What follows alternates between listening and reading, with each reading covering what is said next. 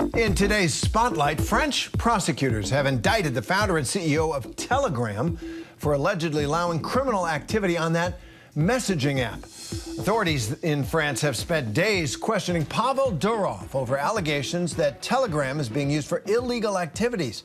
He was just released from police custody this morning, but he's now facing up to 10 years in prison in France and more than $550,000 in fines. He's also been barred from leaving France pending further investigation of this case. Prosecutors claim that this platform is functioning as a landing page for child sexual abuse material, for drug trafficking, fraud, and abetting organized crime transactions. Durov is charged with a wide range of crimes, including complicity and refusing to share information or documents with investigators when required to by law. So let's bring in back the panel.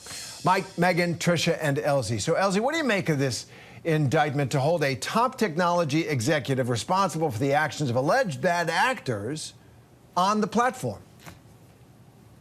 You know, Terry, I was trying to get my head around the story, and it was difficult for me to separate my American perspective from what the laws may be in France, right? So I'm not quite sure what the triggers are over there versus where they are over here. But I do know, and we all know, that content creators as well as sites have struggled to try to maintain a healthy environment with their platforms. And this seems like more of the same of that conversation. Absolutely. And you know, the French laws obviously differ from the American laws on First Amendment and other issues. Megan, this app has been on the radar of many governments for years. Telegram's group chats allow as many as 200,000 people, and experts have been raising concerns that misinformation obviously can spread in those channels, but also perhaps criminal activity. So what are these apps like Telegram? Will they change their models under this kind of pressure, do you think?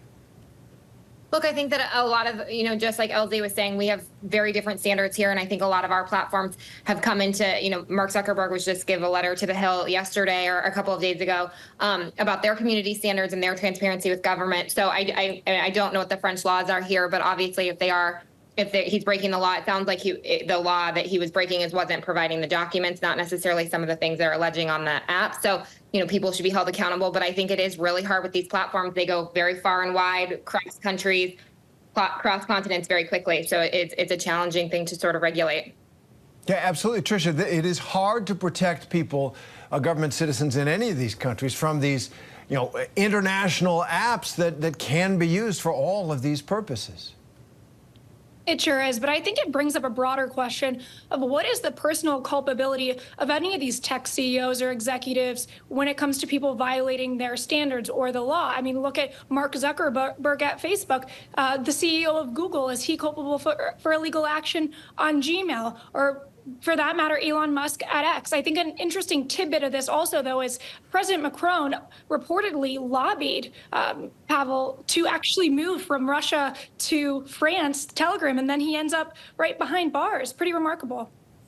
And Mike, this app is being used also in countries like Iran and elsewhere. I've used it in conflict zones where free speech is dangerous, can be censored, or can, it's hard to get a hold of people. They're afraid. But this app does provide a lot of security, so people believe, for their own communications.